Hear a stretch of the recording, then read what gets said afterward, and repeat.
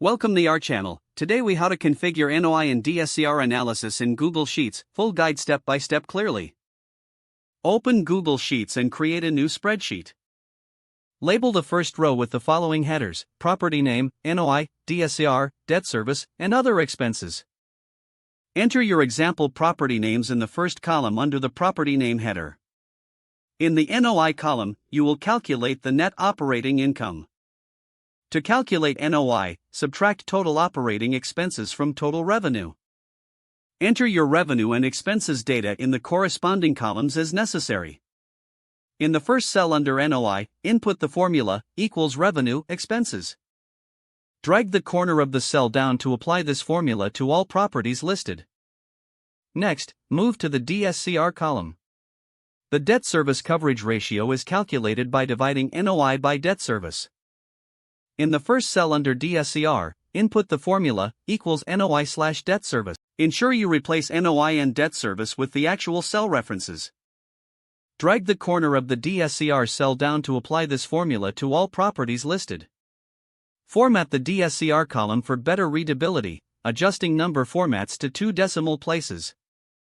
Highlight any cells with a DSCR below 1.0 to easily identify properties with potential cash flow issues.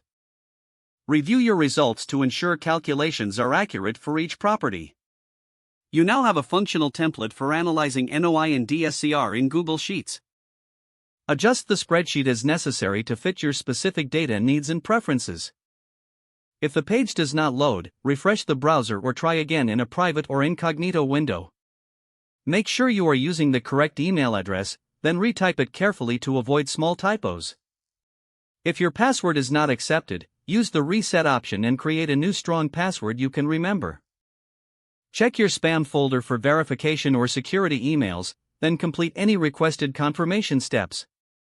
Enable two-factor authentication if available to improve account security and reduce unauthorized access risk. After signing in, review your profile details so your contact information and settings are accurate and current.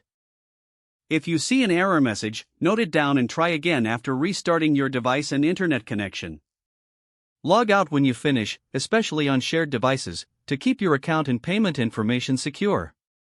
If the page does not load, refresh the browser or try again in a private or incognito window.